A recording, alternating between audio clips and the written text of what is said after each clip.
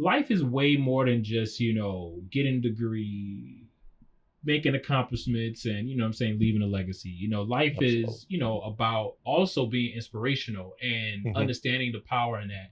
And I just was so hurt in the video when he just was like, don't call me for any event if it's about me being a black physicist. And I'm just like, brother, man, you the only black physicist with a great Yeah, afro. yeah. I know it's been hard, it's been a minute, Shawty always in her feelings, Lately I've been in my bag, I don't know if I can really hop up in it, Call your phone, I always hit it up, but you never seem to pick it up. Started thinking it's only beneficial, so you better know you ran out of luck. Been hard, it's been a minute, Shawty always in her feelings, Lately I've been in my bag, I don't know if I can really hop up in it, Call your phone, I always hit it up, but you never.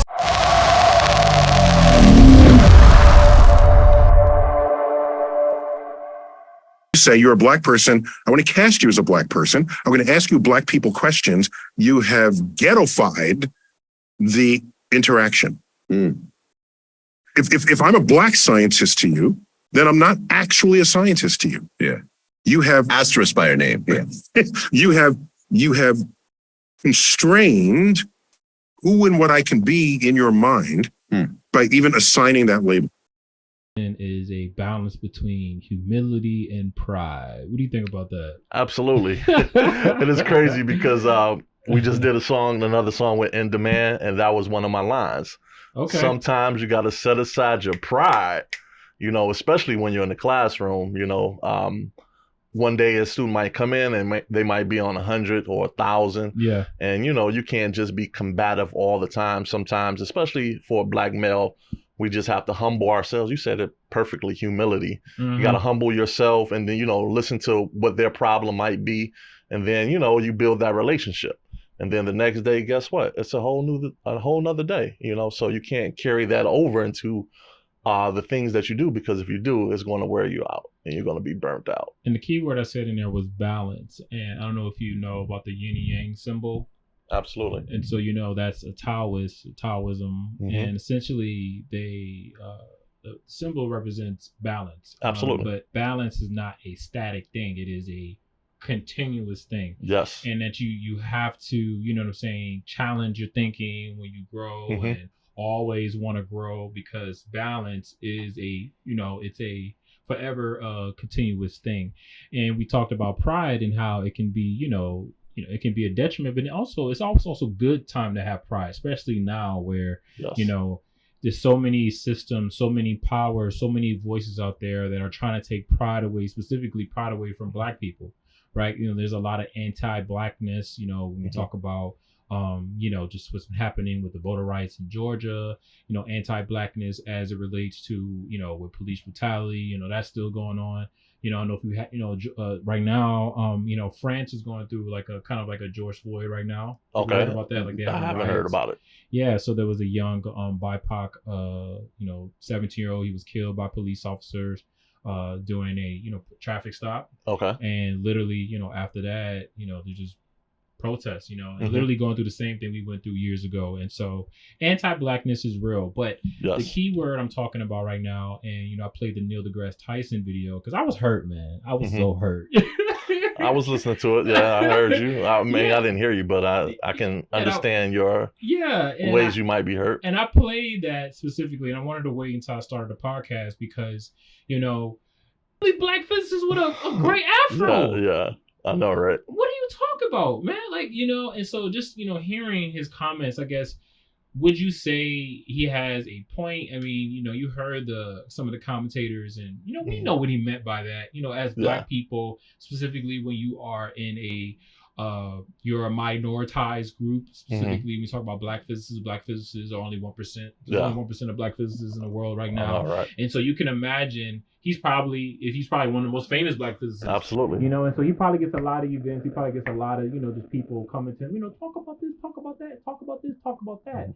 And he probably gets a lot of people that are non-black asking him to do things. Yes. You know what I'm saying? Be the black voice, know, and he's probably frustrated about that. But before we play the devil's advocate, just like, why was it problematic, or just what were your thoughts on what he said? No, I believe he has a valid point in what he's saying. I think you got to look at both sides of the spectrum here. He has a valid point in what he's saying. It's like, this is his niche. This is what he's known for. This is what he does. And he does it at a great high level, right? Yeah. So he wants to be respected as such. And then, you know, at the same time, you know, if we take it back to, and we're going to talk about this later, cultural institutions of ways of learning, especially in the conscious community. That's one of the things that they talk about, you know, especially when you talk about classifying yourself or identifying yourself in this narrative of North America or in the world, so to speak.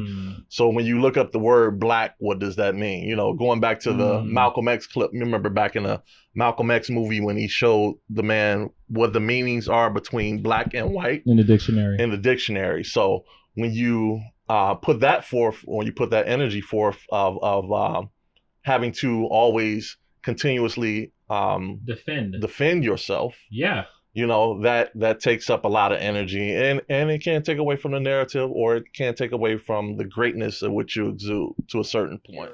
Welcome, ladies and gentlemen, to a world where nature struts its stuff, unapologetically flaunting its vibrant colors and awing diversity. Get ready to witness the raw power and sheer magnificence of biodiversity. But you may ask yourself, what in the world is biodiversity? Brace yourself, my friends, for a feast of life so rich, so tantalizing, to make your taste buds tingle. Biodiversity is the grand symphony of existence, where every note, every rhythm, and every living being adds unique, glorious flavor. Prepare to be enchanted by the first dimension, ecological diversity. Ecological diversity unveils the dazzling array of ecosystems and the habitat that dots our planet. Picture this: rainforest, coral reefs, grassland, each with its own distinct characteristic and color. Immerse yourself in the coral reef, an underwater realm, a kaleidoscope of wonders. Here, vibrant fish dance through intricate coral castles, creating an aquatic paradise that will make even the most discerning connoisseur weak at your knees. Let's turn our attention to the warriors of species diversity. Species diversity is like a cosmic puzzle, with each piece representing a living masterpiece. It is a grand life woven into the meticulous details, ensuring that no two creatures are alike. The Amazon rainforest is amazing and bursts to the heart of our beings. Behold the breathtaking magnificence and majesty of the jaguar, or the elusive tree forest. This lush kingdom epitomizes the unrivaled richness of species diversity, where every habitat plays a vital role to the symphony of life. But wait, there's more. Brace yourself, my friends. Genetic diversity. Genetic diversity is the secret sauce that brings forth the extraordinaries. It is the blueprint that shapes the very essence of life, bestowing upon every individual their own unique charm and talents. Crops. Step into the world of crops, my friend, where genetic diversity reigns supreme. Through centuries of artful breeding, farmers and scientists have created a dazzling array of crop varieties. This bountiful variety ensures our plants are adorned with resilience, as these crops withstand the onslaught of pests, disease, and the ever-changing realm of Mother Nature, my friends. Biodiversity is for all adventurers and all life forms. It is the very heartbeat of our planet. It is the symphony that reverberates through every breath we take, every step we make. Let's stand united as guardians of the extraordinary world and preserve it for its magnificence for generations to come. Thank you. If you all enjoyed this video, please subscribe to the channel and please continue to promote biodiversity. We can all play our role.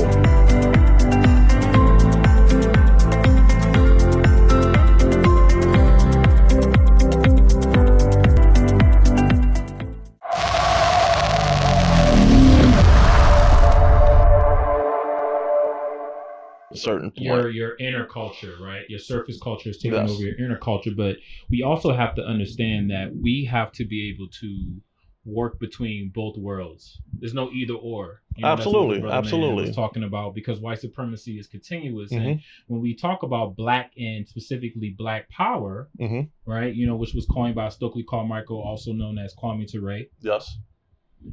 It was a response to the SNCC movement.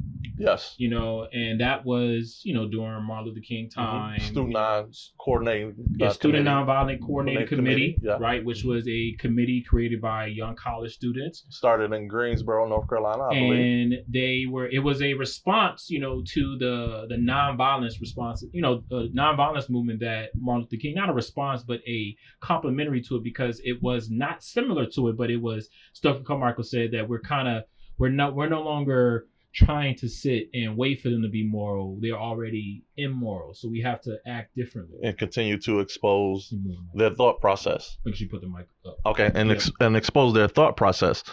Because at the end of the day, we saw the remnants of those things happening, you know, especially with Martin Luther King when he went down to Memphis, and all of the walks that he continued to try to exude pride, you know, within the communities. But like Kwame Ture started that movement, SNCC, it was kind of like an offshoot because the younger voices were not being heard. Exactly. You know, so the younger voices were not being heard at that time, especially when we think about how the civil rights movement, even though it gained us a lot of ground and respect of our peers here in North America, there were still some instances where the younger people were not being heard.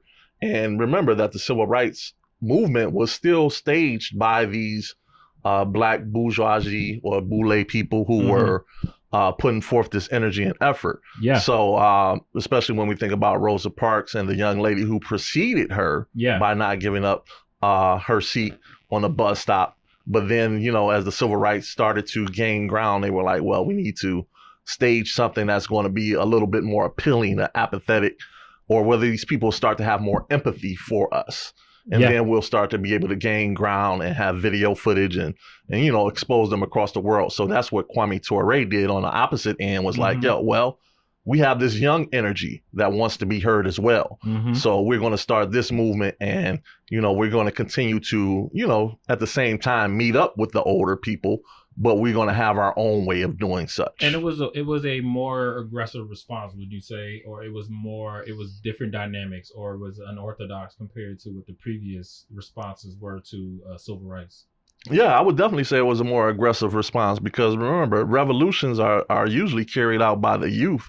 I mean, you know, they can be started, and you can have all of these intellectual ideas of the elders who might have a lot of wisdom, but the youth are the ones who are going to go out there and be more radical. And like what, you know, Tupac said in Mortal Man, like, there's no 30-year-old revolutionaries out there. You know what I'm saying? They are. You know what he meant by that. But absolutely. You know, it's a youth movement. But going back to the pride and what Black Power meant, it was a response to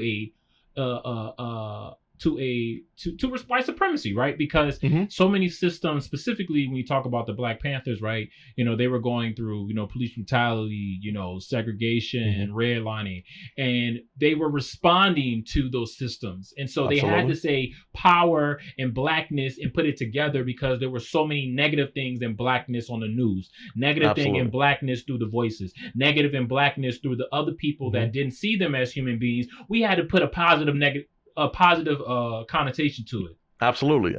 And then, you know, when you speak truth to power, and you embrace, you know, what Blackness is in regard. So going back to, like I said, it's a duel, starting off with Neil deGrasse Tyson. Yeah. We talked about how I said he has one angle, but then you look at the other angle, and which we're talking about now. You know, what does Blackness mean? What does that power exude when you speak it and exemplify it physically, you know? And then, you know, you carry over into the mental aspect of the possibilities that we could be, you know? So out of Blackness comes what?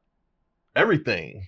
So yeah, and it's hip hop, right? You know, it's everything that TikTok is, what makes TikTok so powerful. I think that's one of the reasons why they're trying to destroy all these DUI and all these things that are allowing kids to, you know, be diverse and be infectious, right? You know, if you go to a hip hop show, it's all white kids. Absolutely. You know what I'm saying? That's Because hip hop is ironic. so infectious. Blackness is so infectious. I'm not Mhm. saying that you're going to become black. Mhm. You just understand, like, it's okay to have swag. You know Yeah, what I'm saying? absolutely. It's okay to dance to a triple beat. You know what I'm saying? It's okay to, you know what I'm saying, relax, you know, and be one with the vibes and be one with people, because that's how we are as black people. But going back to my brother said, he said, you know, when you put the black label on, it's automatically ghettoized.